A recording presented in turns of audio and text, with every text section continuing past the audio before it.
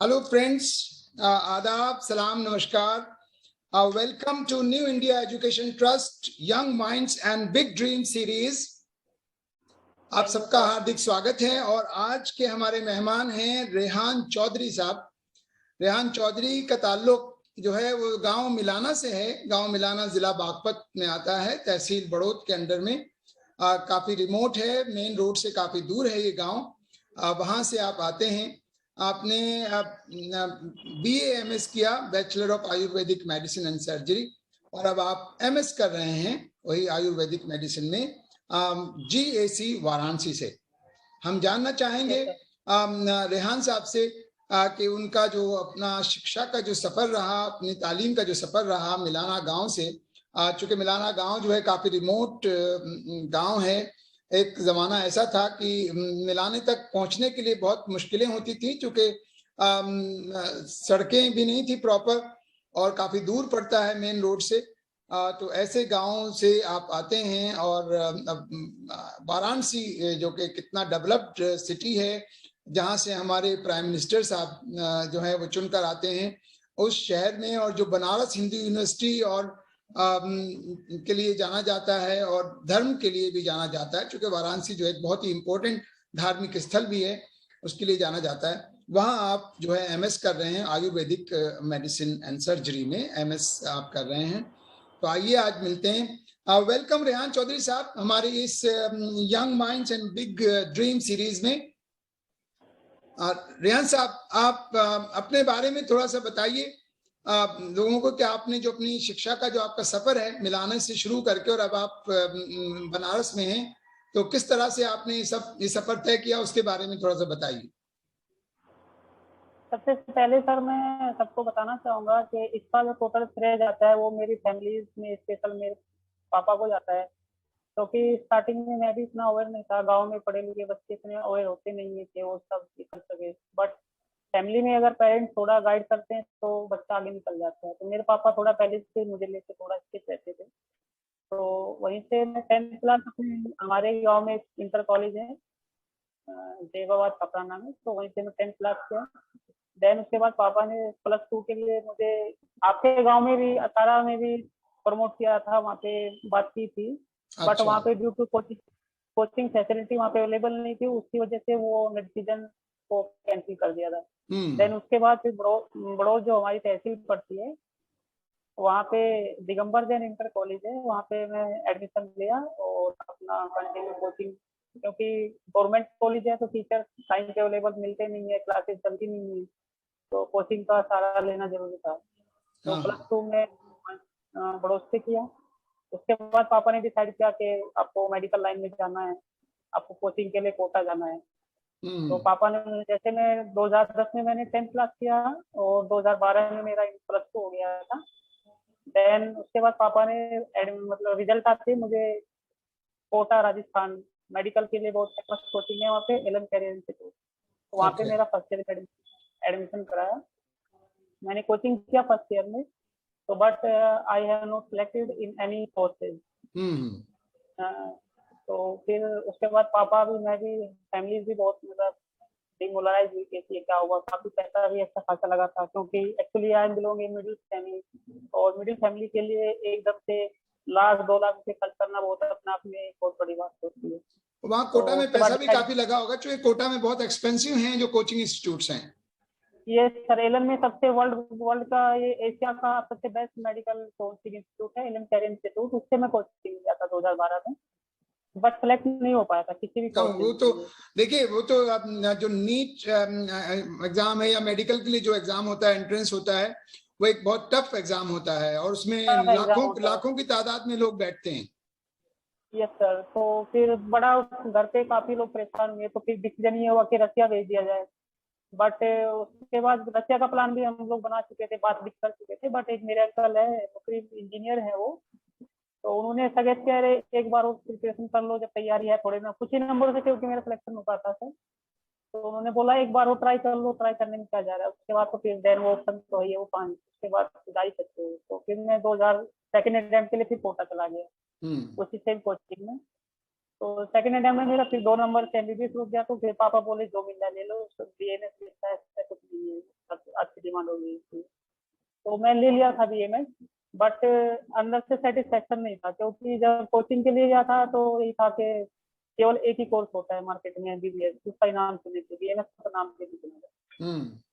तो एडमिशन में लखनऊ में लिया था 2012 में।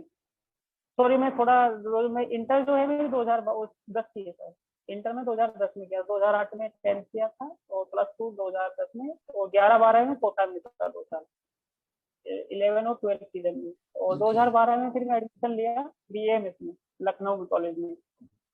यूपी का फर्स्ट नंबर रैंकिंग कॉलेज है। जैसे यूपी के अंदर टोटल 8 कॉलेज है बीएमएस के, तो फर्स्ट रैंक कॉलेज है।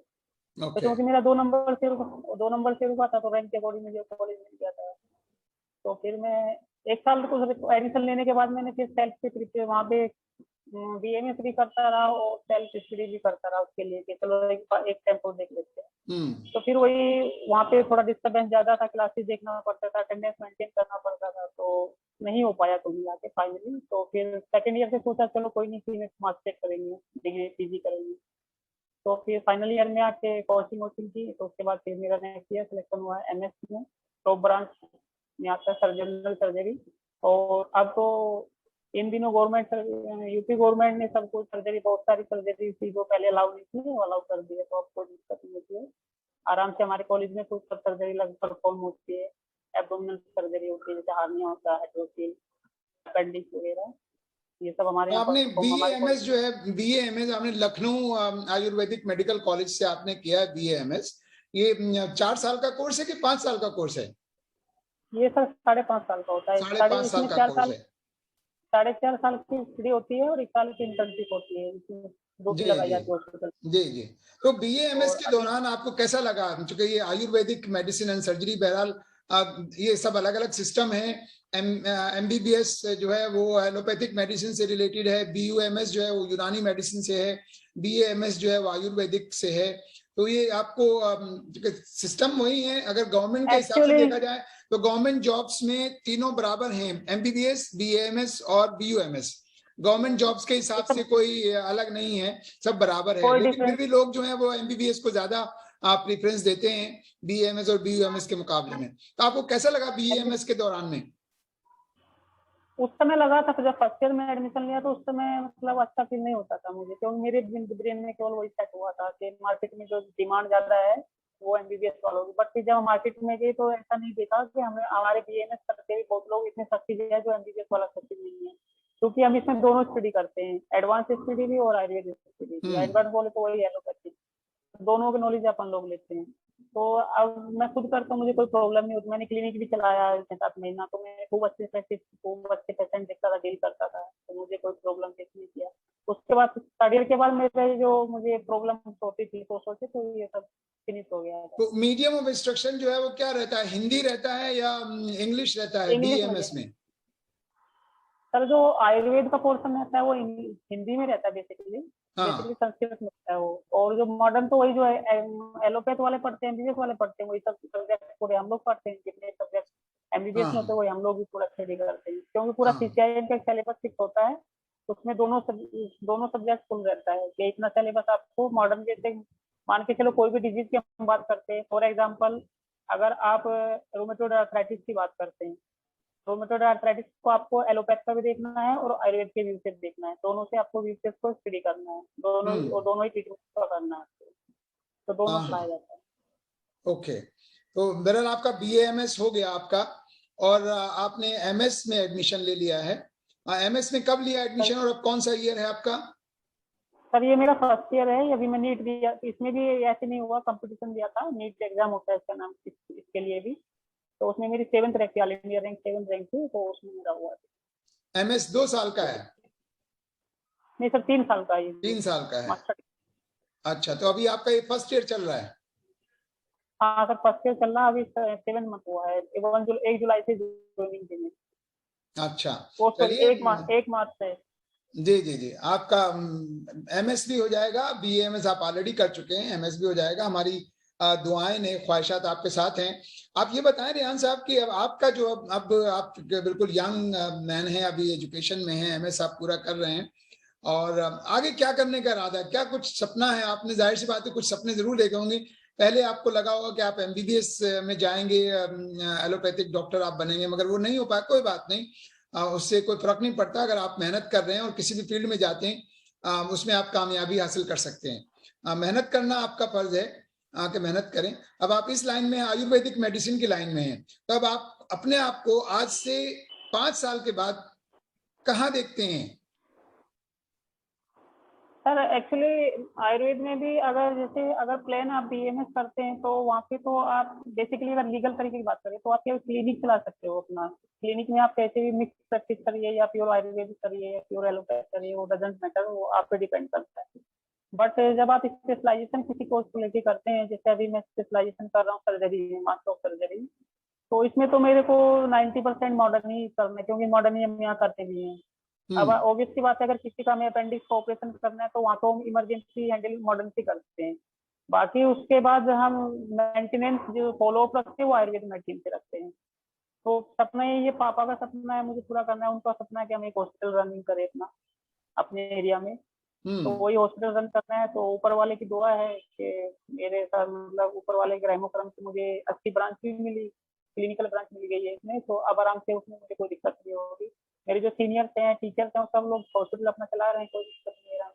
तो अच्छा, करने की आपकी सोच रही ब्रांच कौन सी है? स्पेशलाइजेशन जो है वो किस ब्रांच में है? जनरल सर्जरी को। जनरल सर्जरी में है। अच्छा, हाँ।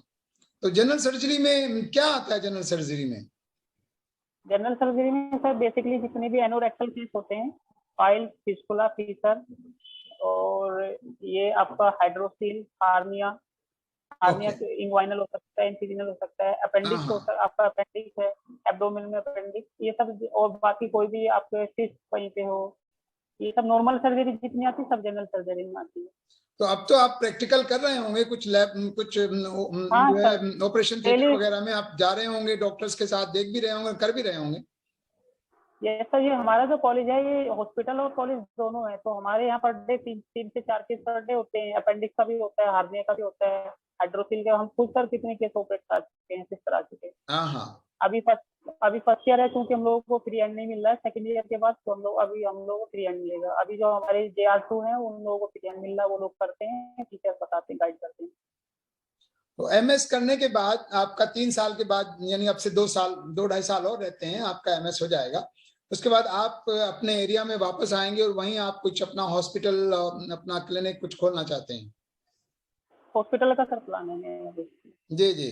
तो हॉस्पिटल के लिए तो काफी इन्वेस्टमेंट की जरूरत होती है।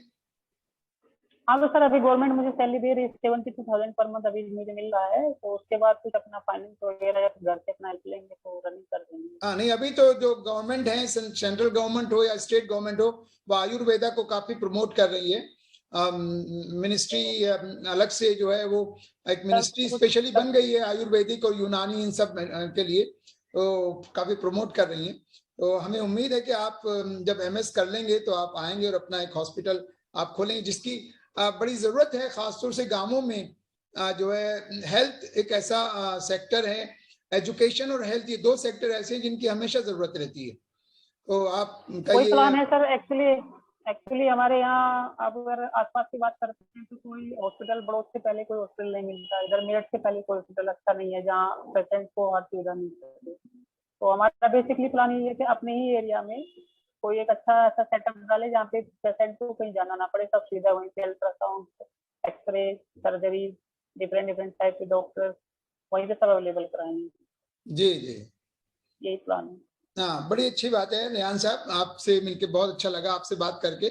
हम जाते कुछ लास्ट में आप जो है अपनी तरफ से जो नौजवान साथी हैं आपकी उम्र के या आपसे कम उम्र के जो लोग हैं, खासतौर जो अभी 9th से लेकर के 12th में पढ़ रहे हैं, उनके लिए आप कोई संदेश देना चाहेंगे कि आपने कैसे मेहनत की और कैसे आप वहां तक पहुंचे हैं, और किस तरीके से उनको मेहनत करनी चाहिए कि वो अपने मिशन में कामयाब हो सकें? कुछ उनके लिए संदेश आप देना चाहेंगे? यस सर, बिल्कुल। मेरा नौजवान साथियों से, अपने भाइयों से, बहनों से यही मेरा वो है कि लगातार रेगुलरिटी से स्टडी करें। ऐसा नहीं कि एक दिन स्टडी किया 5 दिन मजे कर रहे हैं, वो स्टडी फिर ना के बराबर हो जाती है। आप रेगुलर करिए, भले ही 3 घंटा करिए, 2 घंटा करिए, रेगुलरिटी मेंटेन करिए। अगर आप रेगुलर स्टडी करेंगे तो कहीं ना कहीं आप इंशाल्लाह एक दिन अचीवमेंट कर ही लोगे। बट अगर आप ऐसा 100 बाजी स्टडी करते हैं, पापा देख रहे हैं, मम्मी देख रहे हैं, भाई देख रहे हैं, कि चलो किताब उठा के बैठ जाते हैं, तो उससे कुछ नहीं होता। आप रेगुलर स्टडी करिए, पर डे करिए। पर डे स्टडी करेंगे तो आप कहीं ना कहीं एक दिन जो आप सोच के चलते हो कि हमें वो बनना है, तो उस टारगेट को आप अचीव कर लेते हो। अगर हाँ, आप यानी ज्यादा रेगुलर सोचोगे रेगुलर पढ़ना बहुत जरूरी है, रेगुलर मेहनत करना बहुत जरूरी है। और ये भी होना चाहिए कि उनको पता होना चाहिए कि उनको करना क्या है जिंदगी में, करना किस क्या लाइन में है, जाना है, किस उनको ब्रांच भी में जाना है, करना क्या है। उनको भी उस साथ में मेरा कहना है गार्जियन को भी थोड़ा बहुत आइडिया होना चाहिए। गार्जियन का भी इसमें एक बहुत अहम रोल होता है। इसी में मैं अपना ही एग्जांपल लेता हूँ। अगर मेरे पापा को मेरा ना डिसाइड क्या होता कि हमें डॉक्टर लाइन में भेजना, तो शायद आज मैं यहाँ ना होता। तो मेरे पापा का इसमें बहुत अहम रोल है मुझे यहाँ तक भेजने में, क्योंकि 10th क्लास तक मुझे भी नहीं पता था मुझे करना क्या है। हम्म। और उसके बाद जब से मैं बाहर निकला हूँ, तब से हमारे गांव में बच्चे, हम मुझसे इंस्पायर होकर बहुत बच्चे मेडिकल के लिए, कोचिंग के लिए भी निकले, इंजीनियरिंग के लिए भी निकले, अदर फील्ड में भी गए, मतलब इंस्पायर हुए हैं। और काफी बच्चे मेहनत कर रहे हैं अदर फील्ड में भी, कि चलो जब भैया आगे कर रहे हैं तो हम क्यों नहीं कर सकते। तो मैं तो मोटिवेट ही करता हूँ, अगर गाँव में जाता हूँ बच्चों को कि पढ़ो, जी जी। रेगुलर पढ़ो, ये सब। लेकिन रेहान साहब, जब आप 9th में पढ़ते होंगे या 7th 8th में पढ़ते होंगे, तो कोई तो सब्जेक्ट ऐसा होगा ना जो आपको अच्छा लगता होगा। क्या आपको साइंस अच्छा लगता था? हाँ, तो साइंस मुझे पहले थोड़ा, बायोलॉजी मुझे पहले से इंटरेस्टिंग लगती थी। बायोलॉजी शुरू से अच्छी लगती थी? हाँ हाँ। तो बायोलॉजी तो में स्पेशली मुझे जैसे कोई चीज, जैसे किसी चीज को काटना पीटना, ये सब वो एक्सपेरिमेंटल चीजें मुझे बहुत इंटरेस्टिंग लगती थी। अच्छा लगता था। तो हाँ हाँ। उसी वजह से शायद आज मेरा सर्जरी में सिलेक्शन भी हुआ। हाँ, एक्चुअली यहाँ पे ये हम लोग चीज ये जानना करते बहुत जरूरी है, जिसे हम एप्टीट्यूड कहते हैं। कि बच्चे का जो एप्टीट्यूड है वो किस सब्जेक्ट की तरफ ज्यादा है, किस सब्जेक्ट में ज्यादा इंटरेस्ट है। मैथमेटिक्स में है, फिजिक्स में है, बायो में है, या फिर ह्यूमैनिटीज में, लैंग्वेजेस में है, या फिर आर्ट एंड क्राफ्ट में है। तो किस सब्जेक्ट में ज्यादा रुचि रखता है बच्चा, किसमें इंटरेस्ट ज्यादा है, ये इस बात का ध्यान रखना बहुत जरूरी है। और माँ बाप को भी समझना चाहिए कि हमारा बच्चा जिस तरफ ज्यादा रुचि रख रहा है, उसको उसी तरफ, उसको आगे की तरफ जो है पुश किया जाए, ये भी जरूरी होता है। अच्छा, स्पेशल सर गांव में तो माँ बाप को भी थोड़ा गाइड होना, मतलब उनको भी थोड़ा नॉलेज होना जरूरी है अगर बच्चे को आगे बढ़ना है तो। नहीं, उसके लिए तो माँ बाप के तो अंदर भी शिक्षा होना जरूरी है। कई बार अच्छा हमारे होना गांवों में जरूरी। ये होता है कि माँ बाप चूंकि दोनों शिक्षित नहीं है, लेकिन उनका सपना है, वो अपने बच्चों को शिक्षित देखना चाहते हैं। तो ये जिम्मेदारी स्कूल की हो जाती है, स्कूल में जो शिक्षक हैं उनकी जिम्मेदारी हो जाती है कि माँ बाप अगर पढ़े लिखे नहीं है, तो स्कूल में जो शिक्षक हैं, जो वो बच्चे का ध्यान रखें और वो बच्चे को बताएं कि तुम्हारा इंटरेस्ट जो है इस सब्जेक्ट में, तुम्हें इस तरफ जाना चाहिए। करियर काउंसलिंग भी होनी चाहिए बच्चों की, ये फिर बट स्कूल की सर जिम्मेदारी लेवल हो जाती है। बट सर गांव में, अगर हम अपने गांव चौगामे की बात करते हैं, तो वहाँ पे लेवल ऑफ एजुकेशन वो नहीं है जो सिटी में है। सिटीज में जो टीचर्स इस सब चीजों से अवेयर रहते हैं, हर एक बच्चे के कॉन्टेक्ट में रहते हैं। बट गाँव देहात में कोई टीचर्स बच्चों को इतना ध्यान देता नहीं, कौन क्या कर रहा है, कैसे पढ़ रहा है। वो उन सब लोग के लिए नॉर्मल होता है, वो लोग आते हैं, ड्यूटी करते हैं, निकल जाते हैं। तो हाँ, वहाँ मगर पे एक करते है तो नहीं है। लेकिन ये उनकी मॉरल ड्यूटी ये है, उनकी ये उनकी मॉरल ड्यूटी है। वो करते रेस्पॉन्सिबिलिटी नहीं है, है, ये उनको अलग करना बात है, चाहिए। लेकिन उनको करना चाहिए। ये हर करना शिक्षक को चाहिए सर करना उनको, चाहिए। शिक्षक को करना, उनका ये धर्म है, उनको करना चाहिए सर। बट हाँ, गाँव ये एक देहात में शिक्षक का चलता है। धर्म भी है। उसकी ड्यूटी है, मॉरल ड्यूटी है कि वो ये काम करे कि वो अपने बच्चों को जो उसके केयर में है, जिनको वो पढ़ाता है, उसका इंटरेस्ट भी देखे कि उसका किस किस सब्जेक्ट में इंटरेस्ट है, किस सब्जेक्ट में उसकी रुचि है, और फिर उसको गाइड भी करे कि भाई ये सब्जेक्ट तुम पढ़ोगे, इसमें तुम्हारी रुचि है, तो तुम्हें ये इस तरफ बिल्कुल जाना सर। चाहिए, इस करियर में आपको जाना चाहिए। ये बहुत जरूरी है। चलिए रेहान साहब, बहुत अच्छा लगा आपसे मिलके। और हमें उम्मीद है कि आप जो है अपना एमएस करने के बाद आप समाज की सेवा करेंगे, आप हेल्थ सेक्टर में आप आएंगे, अपना हॉस्पिटल खोलेंगे और समाज की आप हर तरह से सेवा करेंगे। और हमारी दुआ है कि आप तरक्की करें अपने करियर में, मेडिकल लाइन में। आप एमएस के बाद अगर वहाँ पीएचडी होती है तो आप पीएचडी भी करें। ये हमारी सर आपके लिए पीएचडी दुआ तो है। बहुत बहुत पीएचडी गवर्नमेंट कॉलेज यूनिवर्सिटी से होती है, तो करेंगे हम प्लान किया है। जी जी जी जी। बहुत बहुत शुक्रिया रेहान साहब, आपने वक्त निकाला। And wish you all the okay best. Sir, thank you sir. Okay dear. देखा दोस्तों, ये थे रेहान चौधरी गांव मिलाना से।